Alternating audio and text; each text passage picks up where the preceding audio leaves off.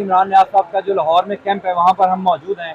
इमरान भाई कुछ दिन पहले खैबर पख्तूनख्वा से होकर आए हैं, सैलाब ज़रदान कैंप से। पूछते हैं क्या सूरत हाल है, और आगे सिंध जा रहे हैं जहाँ पर सबसे ज़्यादा तबाही हुई है। इमरान भाई पहले तो ये बताइएगा, आप पंजाब भी गए हैं, उसके बाद अब आप खैबर पख्तूनख्वा से होकर आए हैं, क्या सिचुएशन है खैबर पख्तूनख्वा में ऑन ग्राउंड? देखिए, बलूचिस्तान में एक फिनोमिना था कि उनको 2 दफ़ा सैलाब ने हिट किया है। एक दफ़ा ऐसा हुआ कि सैलाब आया और दोबारा बहाली का काम हो रहा था। फ़ौज वहाँ पे उनको दोबारा से बहाली का काम कर रही थी। वो लोग खुद भी हिम्मत कर रहे थे, तो उस वक़्त दोबारा सैलाब आ गया बलूचिस्तान में। ये जो डीआई खान का इलाका ना, इसमें कुछ देहात ऐसे हैं जहाँ पे सैलाब ने 3 मरतबा हिट किया है। एक मरतबा सैलाब आया, उनका सामान बहा कर ले गया, काफ़ी दिक्कत हुई। फिर दोबारा सैलाब आ गया, फिर तीसरी मरतबा दोबारा सैलाब आ गया।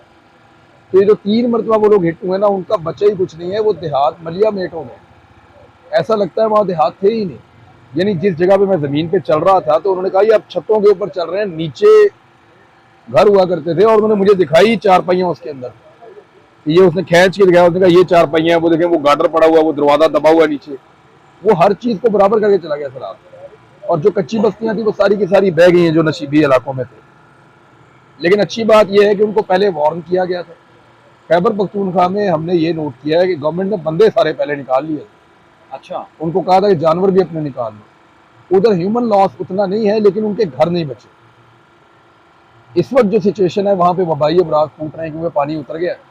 पानी उतरने के बाद जब पानी कम रह जाता है तो उसमें बहुत ज़्यादा गंदगी होती है, और गैस्ट्रोएंटेराइटिस और दीगर वायरसेस जो बहुत सारे फैल रहे हैं। उनको ये, मुझे तो मैं डॉक्टर नहीं हूँ, लेकिन डॉक्टर से पूछ कर हम दवाइयाँ लेते हैं कौन सी चाहिए किस इलाके में। स्किन डिजीज़ बहुत ज़्यादा है, ख़वातीन के मसाइल बहुत ज़्यादा बढ़ गए, तो इस वक्त वो बीमारियों से लड़ रहे हैं। दूसरा उनका बड़ा मसला ये है कि उधर अभी आ जाएगी सर्दी। 10 दिन के बाद उन लोगों ने मुझे बताया कि 10 दिन के बाद मौसम रात का बिल्कुल बदल जाएगा। तो उनके पास तो कपड़े ही नहीं है बचे, जो बची कुची थोड़ी चीज़ें हैं वो इस्तेमाल कर रहे हैं। वो छत उनके पास है नहीं। अब हो क्या रहा है कि वहाँ पे होते हैं लोगों के हुजरे, बड़े बड़े लोगों ने बनाए हुए होते हैं। अब एक एक घर के अंदर 40-40 फैमिलीज भी ठहरी हुई हैं। लोगों ने अपने घरों में घुसाए हुए हैं लोग। कई लोग खुले आसमान के नीचे, कुछ जगह के ऊपर जो है वो खैमे लगाकर वह बंदोबस्त करके लोग। अब खैमे उनके पास कम है। उनको जो 2 चीज़ें सबसे ज़्यादा वो मांगते हैं, वो कहते हैं जी हमें खैमे दें। राशन वहाँ लगातार हम भेज रहे हैं, बाकी लोग भी भेज रहे हैं वहाँ। खैबर पख्तूनख्वा लोग, वो लोग बड़े तगड़े हैं। जो डीआई खान के लोग हैं वो भी अपने देहातों के लोगों को भूखा नहीं मरने देंगे। उन्होंने कहा जी हम एक टाइम का खाना कम कर देंगे, इनको खाना खिलाएंगे। उन्होंने भूखा नहीं रहने दिया किसी को वहाँ पे। सिंध में तो लोग भूख से मर रहे हैं ना, वहाँ ये नहीं सिंध में हुआ। तो बहुत बुरे हालात है ना। वहाँ उन्होंने कहा जी हम भूखे रह लेंगे, इनको नहीं भूखा मरने देंगे, इनके सर पे तो छत भी नहीं है। उनका प्रॉब्लम यह है कि वो मांगते हैं खैमे, मच्छरदानियाँ और डॉक्टर की सहूलत और दवाइयाँ। इन चीज़ों के लिए हम कोशिश कर रहे हैं कि वहाँ बेची जाए। लोग ट्रॉमा में हैं। 3-3 दफ़ा जिनको सैलाब आके टकर जाए उनकी हालत क्या हो सकती है आप सोच सकते हैं। Now we are moving toward Sindh. इंशाल्लाह वहाँ देखते हैं, सूरत हाल उसकी नज़र तो आ ही रही है। मैंने आटे के लिए लोगों को लड़ते हुए देखा वीडियोज़ में। औरतें आदमियों को मार रही हैं, आदमी औरतों को मार रहे हैं। खाने के लिए एक दूसरे को उठा उठा के पत्थर मार रहे हैं। कितनी बेबसी होगी आप सोचें। बच्चों को पीछे छोड़ के आए हुए हैं और खाना ढूंढ रहे हैं। ऐसा तो नहीं होता था। ये लोग ज़मीनों वाले लोग हैं, जानवरों वाले लोग हैं। इनके अपने डेरे हैं, इनकी अपनी ज़मीनों पे काम करते रहे हैं। इनके अपने घरों में साल के दाने पड़े होते थे।